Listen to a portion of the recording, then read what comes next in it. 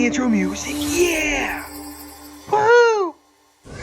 Good morning, good afternoon, and good evening, Star Trek Fleekin' Men fans. And before we get any further, happy Thanksgiving.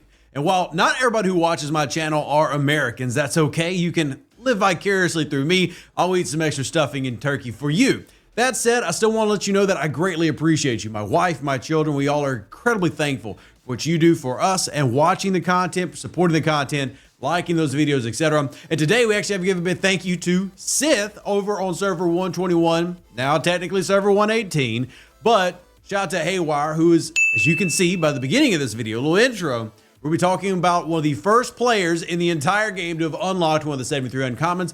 Are they stronger? I think this is an important information for our G6 players heading to G7 as they're doing their planning. But more importantly, just for the rest of us out there who are a long way away, we can just sit here and admire some beautiful Klingon glory.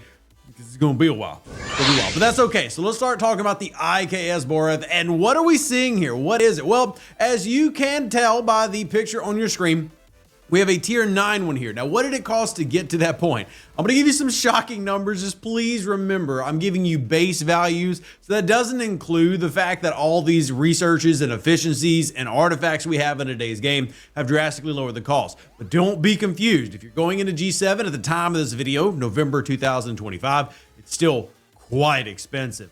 You actually can't even get to level 73 currently without spending money. But anyway, 22.5 billion Sigma Trit, 217 million Sigma dilithium, 11.2 million of the uncommon ore, 2.69 rare of the ore, and then get down into the crystal. We need 885,000, 4 million of the uncommon, the previous being, of course, the rare, and then, of course, ship parts, 26.5 million uncommon 7-star battleship parts, and then 1.46 million rare battleship parts. So that is by no means cheap.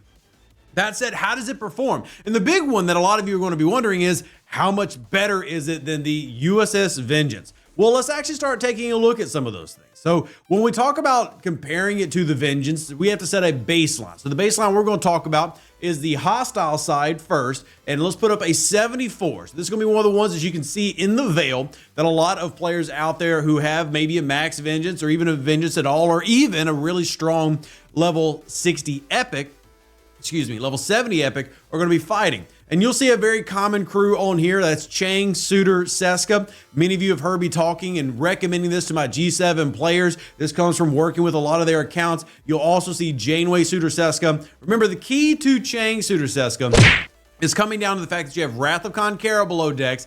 Yep, that's a shout out to a video that we made a couple weeks ago, helping you find those, finer details in STFC. So as we have those extra below deck spots, we definitely want to include Wrath of Khan Kara Marcus, which then allows us to put Chang up top. Why does that matter? What actually comes down to the firing patterns of these ships. So let's swap this picture over to getting the same result from the IKS Boreth.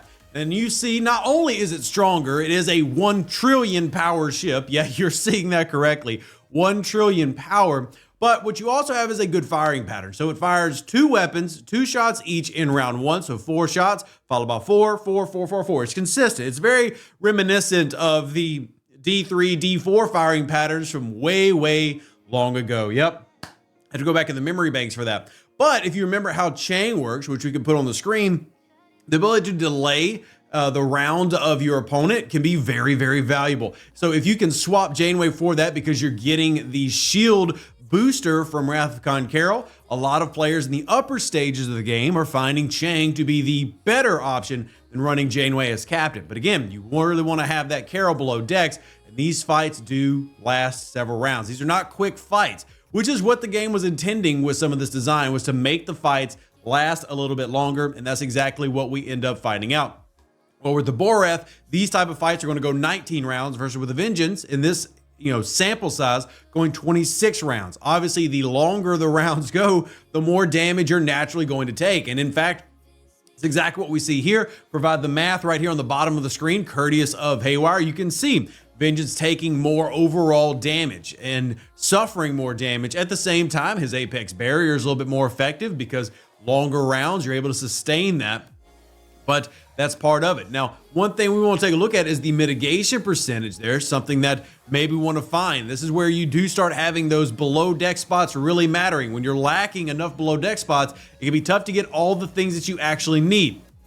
That's a real big key that I want people to focus on.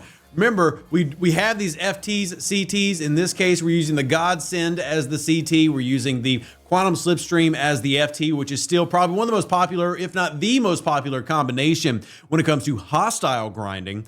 That's there. But again, you're going to find these little details. That's why I like having these little sheets that you can reference to here in the game. So even though it's the tier 9 IKS Boreth, you can still see the outperforming even earlier in this. This is not one of those things where you got to do all this work, get up to tier 9, and finally it's passing the Vengeance. It's passing the Vengeance prior to that, but tier 9 is going to be where you finally start getting enough below deck spots to find really what comes down to is consistency. And I know what a word to use in an STFC, but that's where you're going to start finding consistency just due to opening up more of those below deck spots. And even talking to Haywire, he mentioned that's still one of those issues where there needs to be more of those for him to have full effect, but you know, that's just how it goes sometimes. What about in the PvP side of things? This is the Boreth. Does the 73 uncommons as a whole match up well against the Vengeance? And the answer is unanimously yes. In fact, let me put this up on the screen.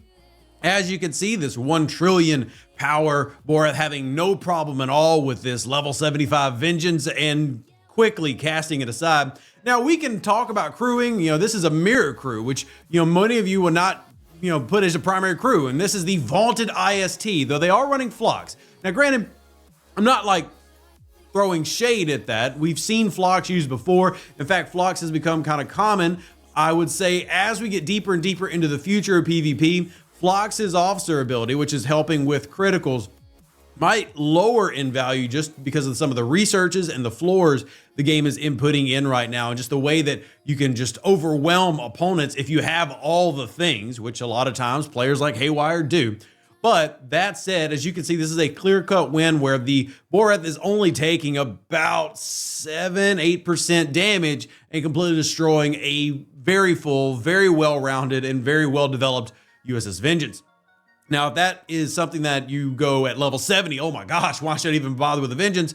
Do remember that the Vengeance gets a bonus versus Breen Hostile, so it does have a loop that it can help you progress with. But if the debate is it the ISS Jelly? Well, I guess technically the answer is yes, because the ISS Jelly was getting its butt kicked by Valdors, Katingas, etc. back in the day. So if you were hoping for the Vengeance to be that ship that, yeah, it's going to take on those big ships at 73, I can ride it all the way to the rares, not in PvP.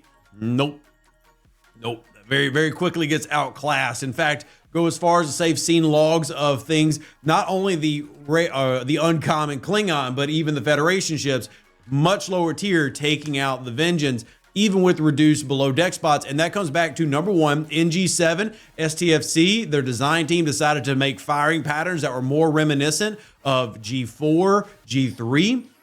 That's a big one. So naturally, their base stats are higher, but they also just have better firing patterns than what you see from a lot of G6 ships.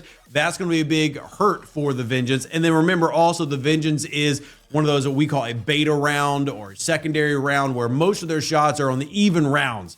And whereas it's balanced between the IKS Boreth, but it also has really good, you know, you hit 4 shots in the very beginning, 2 different weapons.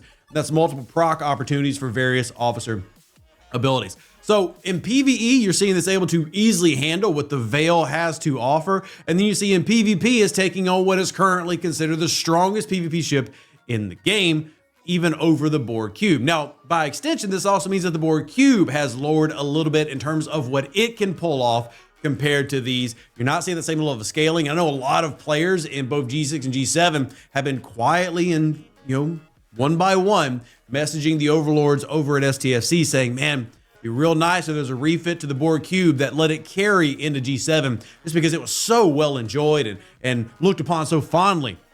Will they do that? I honestly would doubt it, but at the same time, who knows?